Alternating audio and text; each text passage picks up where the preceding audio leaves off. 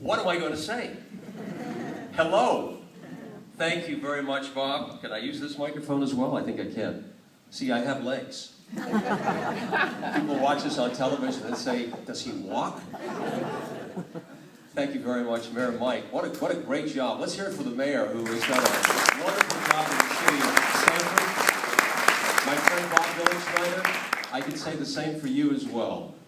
Friendship is so important, and I am so happy to be here today. You know, it's been raining off and on, and I said, you know what, it might be a little bit of a problem to park and find a place, but I am really so honored that each and every one of you came here today. What a beautiful crowd. You're so beautiful, in fact. Guess what? You're going to be on television today. Yes, you are, because today, when I go back to the studio at 5 o'clock for the news, we are going to put this story on the air. And we're taking some photographs. We've got some video as well. So you'll see your faces on television, because I will mention that I was here today. And we'll take some other photographs and talk a little bit about what we're speaking about today. Are you happy that you're here? Yes. A lot of nice faces. A lot of nice faces. And I think that, you know, we have so many different things to talk about today. Every night when I'm on the news, the first thing I say is good evening. And then I proceed to tell people why it's not. Because it just goes from one negative story to the next. Now, I love to just speak. I think I was born that way. I just started when I was a child downstairs. You young guys would appreciate this. I used to sit underneath the kitchen table back in New Hampshire when I was about your age, and I would listen to the radio, and I would play like I'm on the radio, and I would hear the announcer, and I would turn it down, and then I would turn it up when the music came up, and I was playing DJ. And little by little, I built a little radio station in my basement, went to the local radio station, and got a real job when I was in high school. And I'll talk about that. But this is really important for you to understand, that you have to have something deep down inside you that you really like in life. And if you appreciate a gift that you've been given, we all have something, then you develop it and you become everything that you can be. And I do believe in the power of positive thinking and positive thoughts, and I'm going to speak about that today. I do like to just talk, and what I've done is I've prepared some remarks, because I felt that, you know, when my friend Mr. Dylan Schneider, I'll put this back down, said, Ernie, I want you to speak, but also we're going to end up printing this somewhere so that other people can read it. And I said, uh-oh, now you really put me on the spot. So I want to make sure that what I say today is something that I truly believe in, and some of the things that I've worked at all my life. And I also want to thank you, Father, for being here today. Maybe you could just offer a nice blessing for us. Thank you so much for blessing our little group today. I wanted to thank a number of people that I know both of you have, but I want to thank the city of Stamford, certainly the mayor and the staff of Ferguson Library, and the Dylan Schneider Group for working so hard to put together a very extraordinary and a very important series on the question of civility in our society. So it's an honor for me to be here and to share my thoughts with you. So let me begin.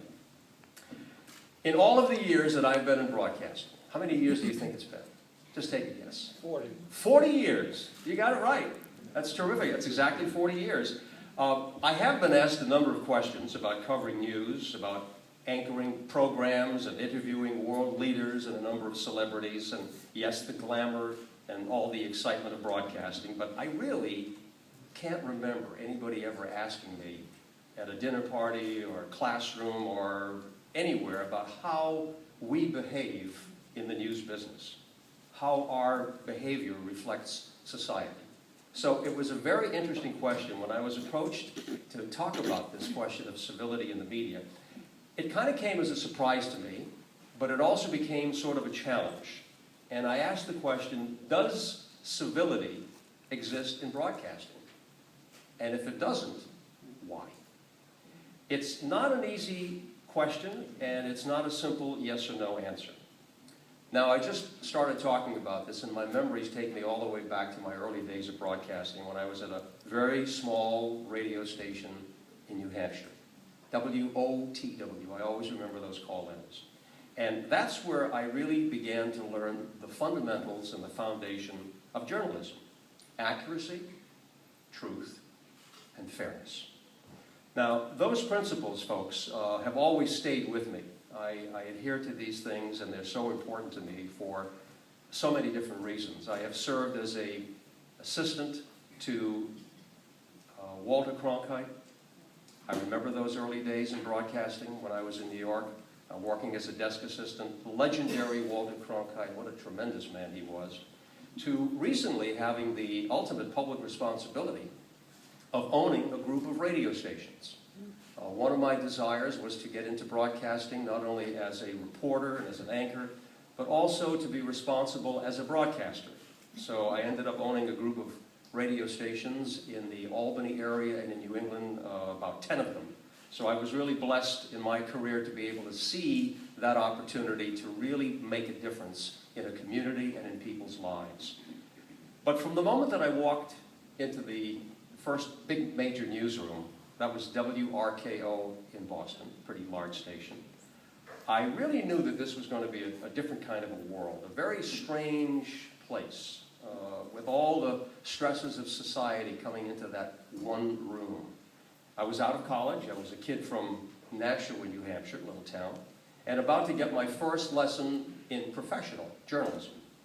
So from that point on, newsrooms became my second home, and many of the characters that I learned from and worked with became priceless mentors to me, and there have been many of those. I think several of you will remember the names of Bill Butel and Roger Grimsby, Peter Jennings, people that were part of my career at ABC, and I mentioned Walter Cronkite. These people became mentors. Jim Jensen was another wonderful friend from CBS at Channel 2. We learned a lot from one another. But one thing that I've learned about newsrooms is they're very, very loud. If you walk into a newsroom, you're going to say, what? You people are actually working in here? It doesn't fit the definition of civility, if you really want to think about that. They're not only loud, but they're also colorful with interesting language, if you will, because there's a lot of pressure that we go under every day. My wife has come in to watch some of my broadcasts, and she'll go into the control room, and she can't believe the chaos that goes on in there, because we're looking for videotape, we're looking for a live reporter, there's a helicopter up that's not making it, we have technical problems, and people are yelling and screaming at one another, and the language is very interesting, to say the least. And then she sees me in the studio, and things are very calm. And we have to remain that way. We have to be very relaxed and taking it easy, because this is what we do. But in the newsroom, I mean, the place is littered with, old pizza boxes and coffee cups, that sort of thing, and even some newspapers. There's still a few newspapers hanging around. It's not all on the internet. And I've always wondered, how in the midst of this amazing environment that we manage to lead us to some type of creativity and responsibility of reporting to a mass audience. When we hit the air, when we go on the air and we reach millions of homes every day, and by the way, I never really think about that. I always remember when I'm on television or doing any kind of a broadcast, I remember those early days when I was underneath that kitchen table and I was only talking to my mom or myself. And so when I look out into that camera every night, honestly, I am still feeling that I'm downstairs in that little basement with my radio station. I feel that way right now. It doesn't change for me. And I think it's important to have these early experiences in life. But anyhow, my feeling is that when we go on the air, and Bob made reference to being a respectful person, this is what it's about. That we have to be respectful to the people that we are broadcasting to. We can't offend people in any way. We always have to be aware of the trust. And that's an important word, the trust that has been placed in us. Trust that's been placed in me. And I take that responsibility very seriously. At times, as you can imagine, politeness bumps up against the demands of reporting and the urgency of getting those facts on the air ahead of everybody else. We're always looking for the scoop. And when you're under pressure trying to get that information, it's different. And sometimes we are a little bit uncivil when we're trying to make that phone call and trying to get the information to you as quickly as we can. But how, for example, can we balance civility and privacy with the aggressiveness of a reporter and the immediacy of television? How do you do that? How do you stay civil and at the same time really do your job by getting out there and asking the tough questions. Many of us, I'm sure, have been affected by this. You see a reporter in the field sticking a microphone in someone's face, unfortunately, who is in real anguish, who may have just lost a loved one, a friend, a relative or something, and you have to ask the kind of question that violates a person's privacy. And it makes people squirm sometimes. I'm sure you've sat back and said, why did they ask that question? And it's so, insensitive to the moment. But it's the responsibility that we have to try and ask the question, but in my opinion, it's the way you phrase that question. There's a manner in the way you ask someone and respond to them. There are times when the attempt at civility at work just doesn't work at all. A number of years ago, when we began introducing reporters live on the scene, and I like to do that even today, I like to say good evening. And a lot of the reporters reply the same way, good evening to you. It's a nice touch, and it's the politeness between the anchor and the reporter. But as you can imagine, that can also be very awkward in some instances when there's a terrible story, a fire, a murder, or anything that's positive on the air. So you have to be careful with how you phrase that. To me, history and tradition are marvelous teachers. I wish young people heading into our business today would spend as much time on the events of personalities of the past as they do on technology and the internet.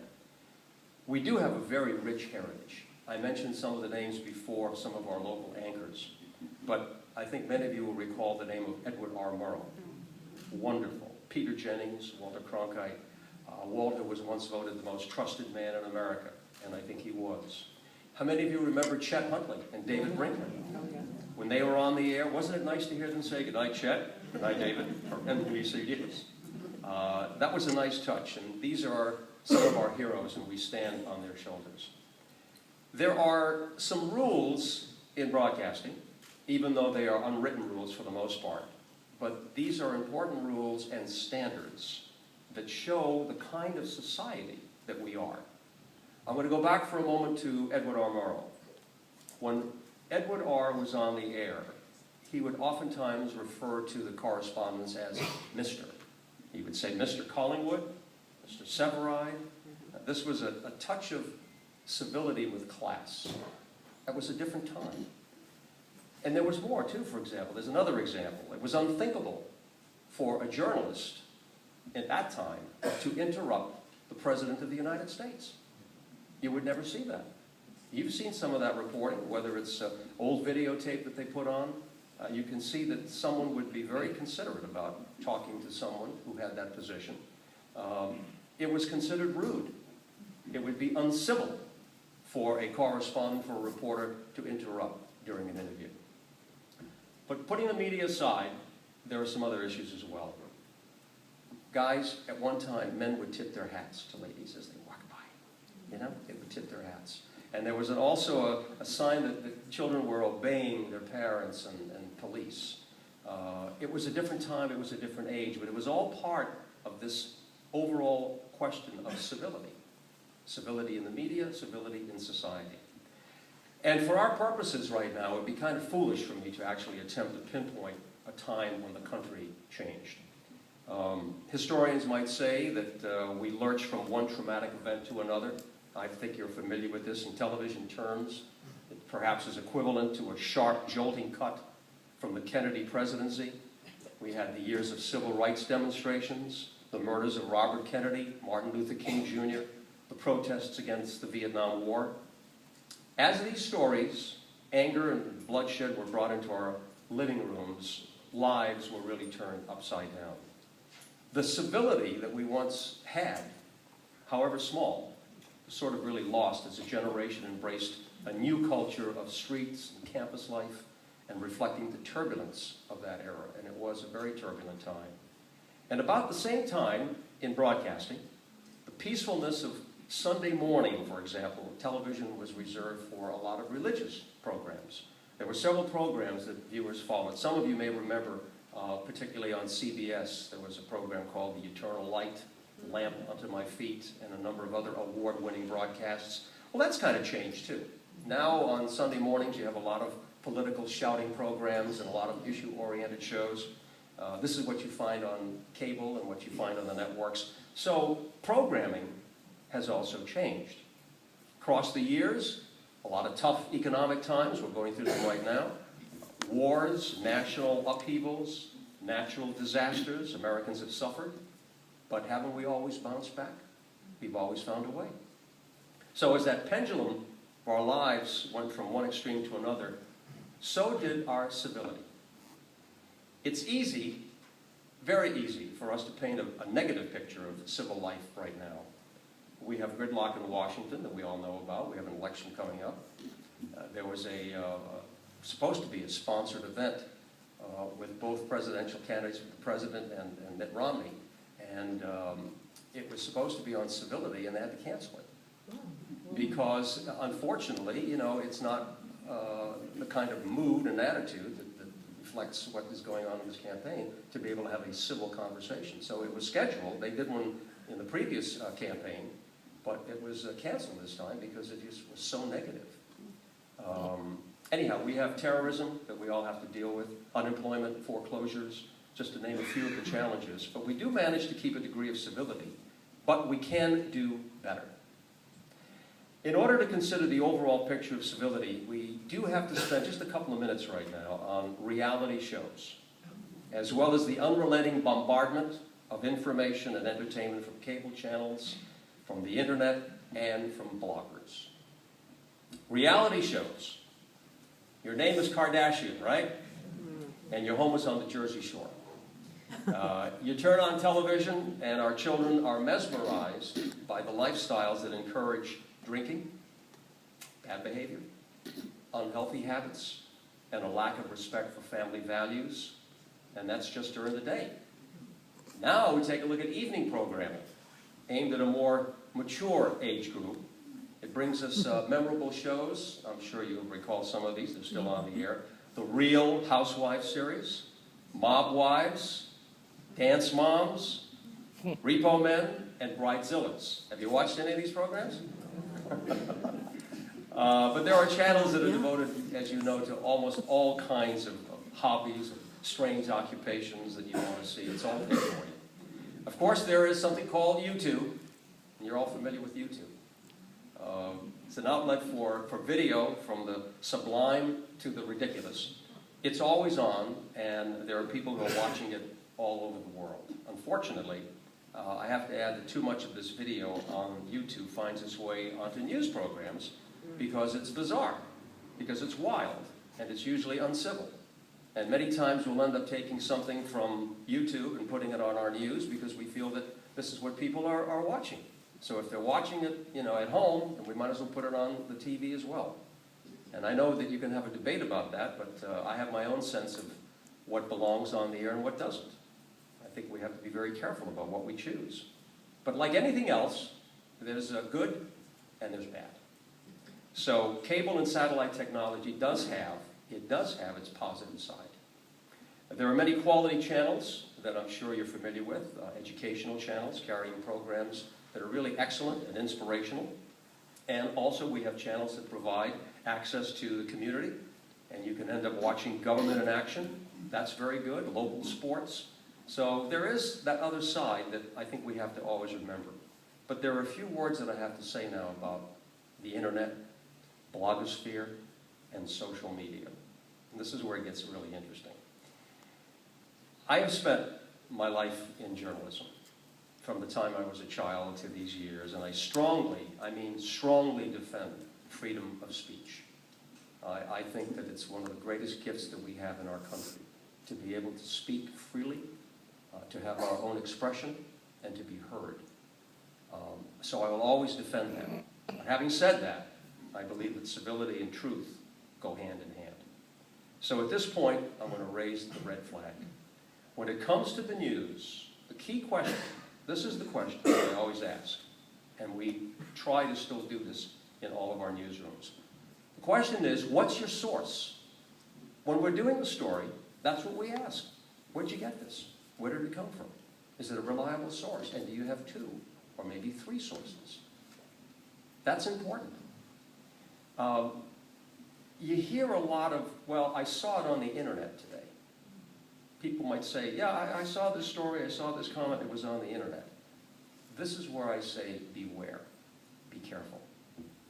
The internet, with all due respect, because there are so many wonderful things too that I know that we get from the internet. I spend time on there getting information that's helpful to me, and anything that you want really is at your fingertips. We didn't have that wonderful opportunity before. We've got this beautiful library, and I love the books in here, but you know, being able to sit at home, wherever you are, or on the road, on your iPad, and be able to touch that button and get some important information is great.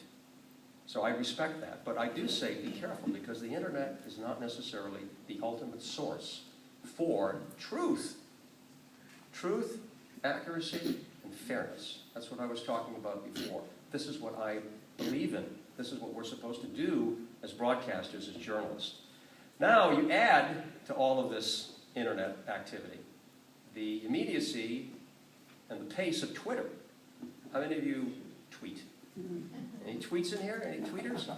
Yeah, I do it. I think it's okay. I think you have to be careful with it, obviously, but it's there. But, you know, a lot of reporters now add the internet to tweeting, right? And you have to be careful, because you have to sort out the truth. You have to make sure that you get the facts, because if you don't put the facts on the air, if you don't feel responsible for what you are reporting, you can run into a lot of trouble, and you can harm a lot of people, unfortunately, and that happens too often. More often these days, civility disappears on the internet when it's used as a playground for rumor mongers. Worst of all, hate bloggers and cyber bullies. I'm so concerned about this. You have seen stories on the air. We have witnessed, and I mean the serious dangers attached to the social media. Mainly the horrors of teenagers committing suicide because of cyberbullying on Facebook. Stories are ugly. And if you follow some of the details of what has gone on through some of this information that's been passed on by these people who have really harmed these children, it's painful. And someone has to do something about it.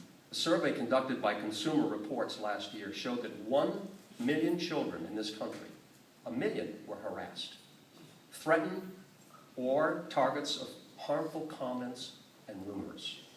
Teenage girls, by the way, were more likely than boys to suffer this unimaginable experience. That's a lot of harassment. And all of us have grown up to understand what it's like. Sometimes kids can really be mean. Sometimes they mean it, sometimes they don't. But it can be very painful, and it can be harmful, because it affects your personality. It cuts right to the core of who you are, the dignity that you should have as a human being, the respect that we should all have for who we are, where we came from, where we're going. And I'm very serious about this. Social media is relatively young. It has a role to play in society. But we have to be very careful, and we have to watch it and monitor it very carefully. At home, at a very early age, we're taught how to behave in speech and in manners. But the media, technology, have changed our culture. We've seen it. You watch television, you read, you're on the internet, you're alive and well, and you see what's going on every day. You have to monitor these situations. You have to realize that it can really greatly affect your family and your children, your home, and yourself. The violence, let's talk about that. Violence that we see in movies and inside movie theaters, with demeaning lyrics, tabloid newspapers, and television devoting more time to the bizarre activities of celebrities, all contribute in some way to the breakdown in our society. Many times I will watch television and look to see what they're putting on the air on some of these other programs that are not news, but they're information programs. And it's incredible. One story after another. Bizarre behavior on the part of the people that we're supposed to be looking up at and looking up to. Columnist Kathleen Parker, writing in the Washington Post. Great quote. This is what she said. "The greatest threat to civility is the pandering to ignorance, the elevation of nonsense, and the distribution of false information." Isn't that good? It's terrific. Very good. And now another factor that has become a part of the equation. A survey of 1,000 adults taken by the public relations firm of Weber Shandwick found that the level of civility has been made even worse by the ongoing financial crisis. 49% of those questioned also consider American CEOs uncivil. Given the Madoff scandal and, of course, the low level of trust in Wall Street, they have a point, don't they? At the same time, the survey showed that 81% of Americans hold the news media responsible for improving the way we treat each other. And so in these early years of the 21st century, in the middle of a very heated presidential campaign, we are faced with a serious challenge, folks. We must find ways to now turn down the volume of our national discourse and stop rewarding bad behavior. Certainly by celebrities and those people who are supposed to be our role models for our children. This is what we see all the time. We're rewarding bad behavior. Do something terrible, you're a star. You're on television. You can write a book. You can make money. Doesn't matter what you've done. The crazier, the better. Am I nuts? I mean, I look at it and I'm saying, hey, I don't want to be one of these holier than thou guys. Like, my goodness, you know, my life is perfect. I've done everything right. I'm not saying that. But we do have to look at it and say, why are we always doing this? And I have a comment to make about young children, about how you're affected by this thing. Those of us in the news media, especially in our business right now, turning out news every day, we have an obligation to society, to all of you, to everybody, to clear the air. Adults are looking for it, I hear it, and children are looking for it as well. So in response to the hundreds of comments from a lot of adults and young people about the shortage of positive news stories, I wrote an upbeat book that you're holding in your hand, and everybody here will have a copy of it today. It's called Ernie and the Big News, The Adventures of a TV Reporter. Now this book has to do with thinking about a career that you would like to choose and how you can use your gifts to make the world a better place and to think in a positive way. And the stories that are in this book, I put them together, all have happy endings. When I go out to a lot of schools, for example, I cover the whole New York area, and I'll go out and speak to 400 or 500 children in an auditorium. And I love doing that. And I listen to their little voices, and they ask me questions, and I talk about my book. And many times, you know, the reaction is frightening. Because when I'm talking to a lot of young people, and I could probably ask you the same question, would you like to be on the news someday? Would you? Okay. And, okay, all right, maybe you're a little nervous. But if I'm going to ask you if you want to be on the news someday, do you know what kind of answers I get from a lot of children? They say, oh, Mr. Anastos, I have to do something bad. I've got to do something wrong. In fact, this is frightening. Some children have told me that they think that you have to kill somebody to be on the news. Isn't that a scary thing to hear? From children who are in the 4th or 5th grade? Because let's face it, it's what you see. You turn on the television, it's not a surprise because all we do is reward the bad behavior. So for a young person to think that, hey, I could end up on the news someday, what's their first reaction? What are they watching? They're watching the bad stories. They're watching all the terrible things that people do, and they get the notoriety. They get to be stars on television. Not if you do something good. You know, I get concerned about that because a lot of people, they say news is not when a dog bites man. It's when man bites dog. Well, you know, it's an expression. And I know we can't put funnies, the comic strips, on the front page of the newspaper. But I am deeply concerned about this because we can't control, you know, the news that we have on the air. I mean, it's unfortunate that the stories that we have to report are happening. And we can't censor that. We have to put a lot of these stories on the air that need to be told. You have to make sure that you understand what's going on in our world. I spent some time with Dan Rather when he was at CBS. And I remember talking with Dan, and he said, Ernie, he said, one thing we have to remember in the news media. He said, we are watchdogs. We're not lapdogs and we're not attack dogs. We're watchdogs. And what we do is we bark every day. And we come out there and tell you about some of the problems, some of the things that are going on. And it's up to you to be able to respond so that you can take some action, you can make a difference, you can be informed. But I must tell you that it's very difficult for a lot of my respected fellow colleagues and myself to cover a very fast-moving and a very traumatic world today. It's not an easy job to be in there every day and to get a plethora of information, to get so much material that comes to us. Stories that we would like to put on the air that we don't have time for. We just don't have time for them. And there's stories that should be told, but there's just so much. Because at one time when we were reporting the local news, in television stations, whether they were in New York City or whether they were in New Haven, we knew we were doing the local news. And then at 6:30, whatever time it was, the national news would come on. Now it's all together. Now we have all of the news, not only from our country, but from around the world. I remember when we were in the newsroom, when I was at ABC, in the 70s and 80s, I can remember sitting in that newsroom, and we would be saying to ourselves, this is going to sound strange. Gee, we haven't had a big story in a long time. And people would be thinking about, you know, like a fire or something, or maybe a murder that would happen. Because that's the way it was back then. We didn't have the internet. We didn't have cable. We had 3, 4 television stations, and that was it.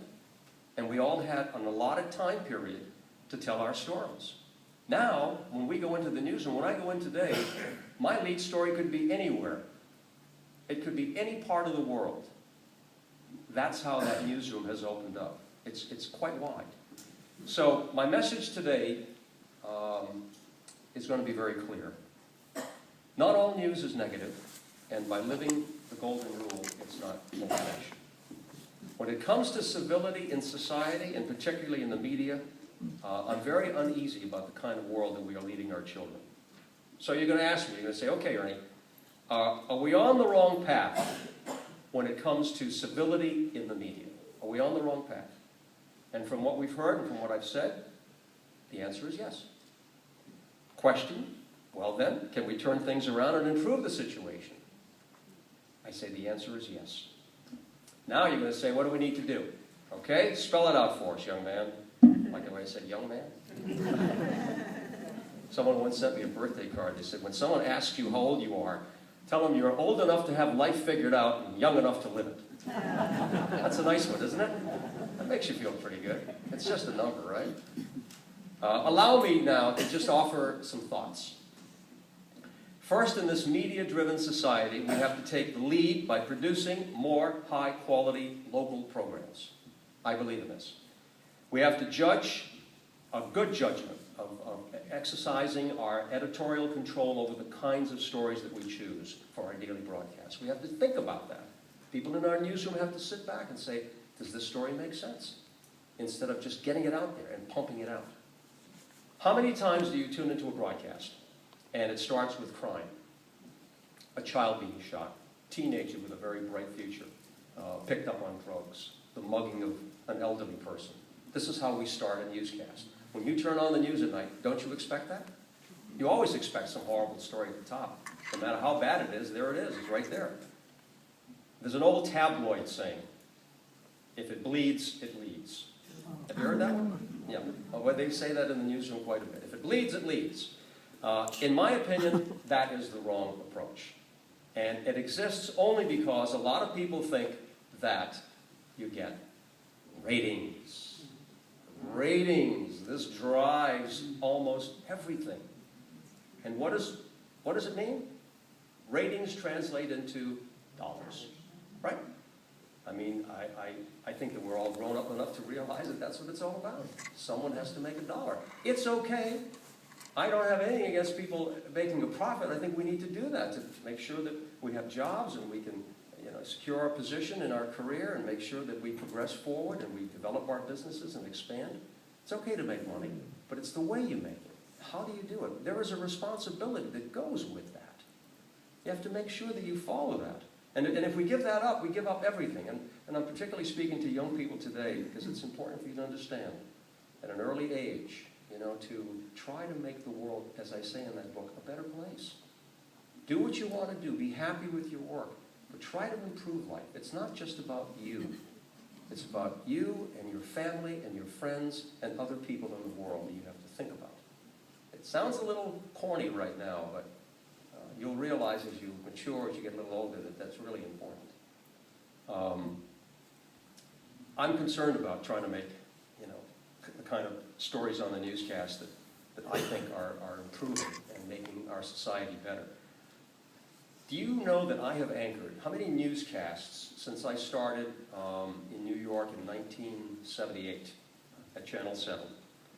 I've been on the air every day for a number of years. If you were to guess, I figured it out one time, how many newscasts do you think I have actually anchored? And I'm not talking about special broadcasts when 9/11 happened, which was so sad. We were on the air for days, weeks, months, nonstop.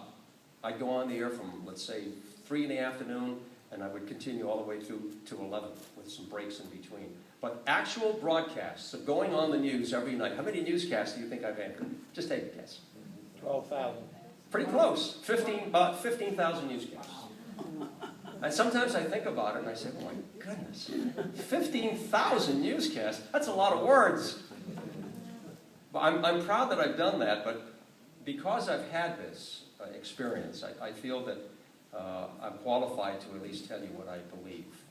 That I think this information that we're talking about now really impacts your life. People want something else. The audience has changed. People are more concerned about something now. When I talk to individuals, and I'm sure you're going to give me the same kind of answer, say, what are you interested in? Is my job in jeopardy? People want to know about their work. Will they be able to keep that job? Are there mergers taking place? Are there closures? What's going on? Are food prices going up? People are concerned about what it's going to cost to live every day. How much money am I going to pay for whatever? Going to a movie, filling up my car with gas, clothing, education. People are concerned about the economy and how it impacts on them. Are schools safe? Are my children safe? Am I healthy? Is my family healthy? These are the kind of basic questions. The audience is changing in many ways, and we have to change with it. And there's something that we can do about it. In my career, oh yeah, I've had some fun. I even have been in a couple of Hollywood movies. Played myself. Played my own part as a reporter. I was in Independence Day, great film. The Summer of Sam, that was an interesting film.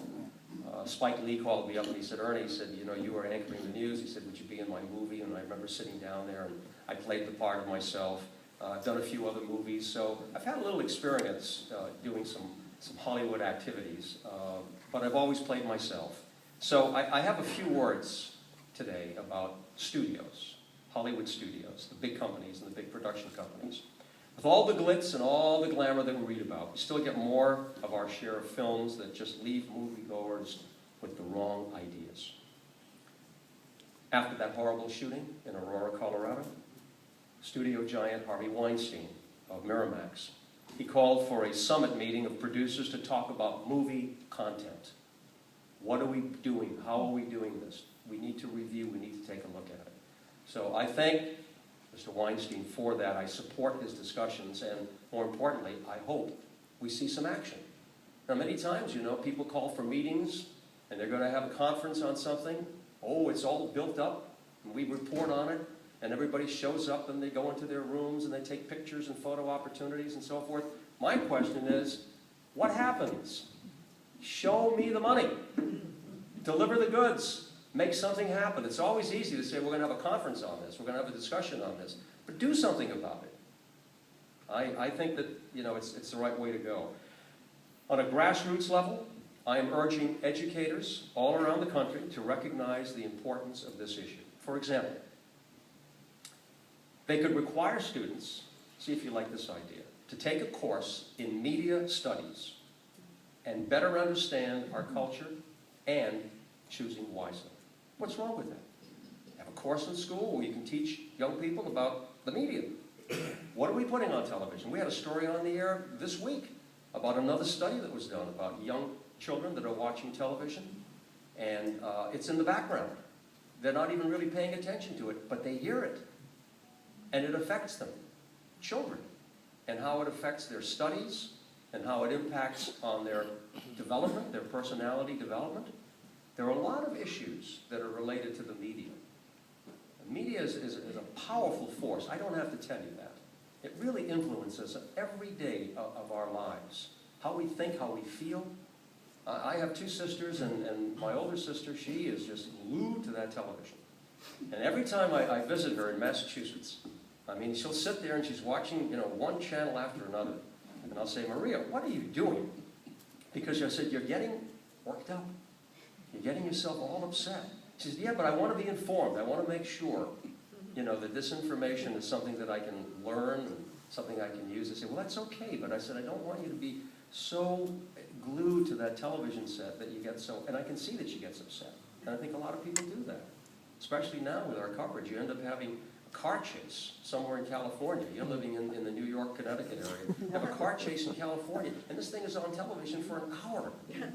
And people are sitting there and they're watching this car chase, waiting to see what's going to happen next. What's going to happen? And you know what happens? Nothing. But they got you watching that channel for a while. Am I right? Yes. See, these things happen. So I think that if we have a course, where we're teaching young people a little bit more about media studies, where they learn about where these programs come from, what the nature of these programs are, who produces them, why they're put on the air that way, including the internet, and maybe you'll learn something by it and say, you know what, I'm not going to watch that. I'm not going to follow that. I'm going to choose this. This is better for me. I believe in that. And I don't want this to become a one-person crusade. So today, and I'm saying it here, but I know that this speech will be sent out to a number of organizations, people who will be interested in reading some of these comments, that I'm asking my colleagues in television news to join me at local stations everywhere, and also to perhaps make this a national effort to try to have more positive stories, choosing more positive stories for our television news. I have gone one step further. And I've recently created a series of television specials. They're called Positively Ernie. And starting on December 1st on Fox 5, it's Saturday nights from 5:30 to 6 o'clock. I will have a half-hour program where I report all the good things that are happening that we should know about. Stories about education.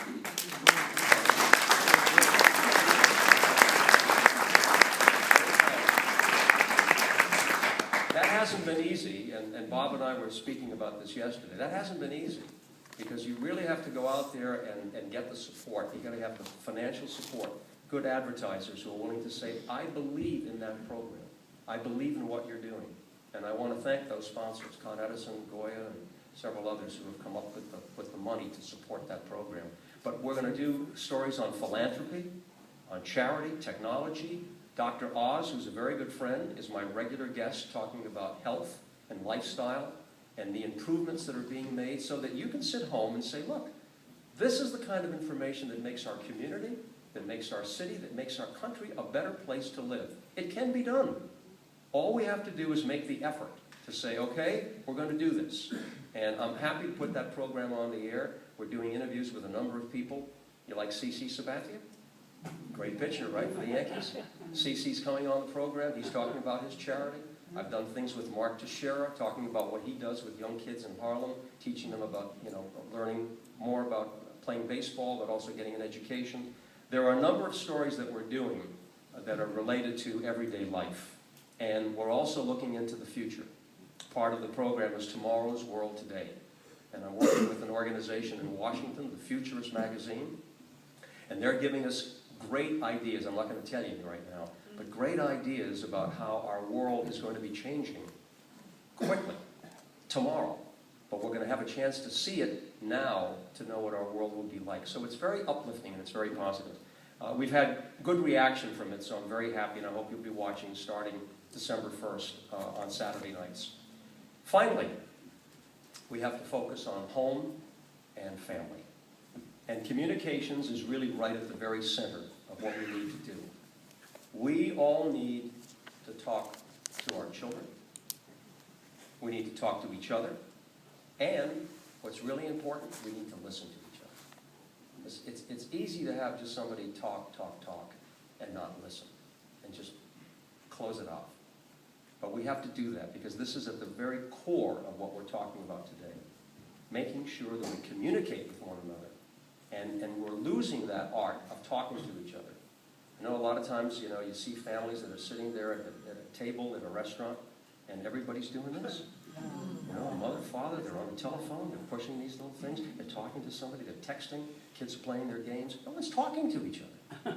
No one's communicating with one another. Do you know that a survey was taken? We don't join clubs anymore. There used to be a lot of organizations, from the Lions Club, the Rotary Club, even the Boy Scouts, and all these organizations. Nobody joins anymore. People don't want to participate. We don't talk to each other. You drive up to get something at a fast food restaurant. You don't even have to say, I'll have a French fry, cheeseburger, and a Coke. You say, number 1, number 2. You go to an ATM machine, you don't talk to anybody. You just punch in your code, get my money, walk away. That's it. No one talks to anybody anymore. I work in a newsroom. This is so weird. I'm sitting there every day, and there are people who are sitting next to each other. And they're writing news, and they're doing all kinds of things. And we have like a top line, so you can communicate with each other. Instead of talking to each other, they're sitting there and saying, you want to go to lunch? Did you see what so-and-so did?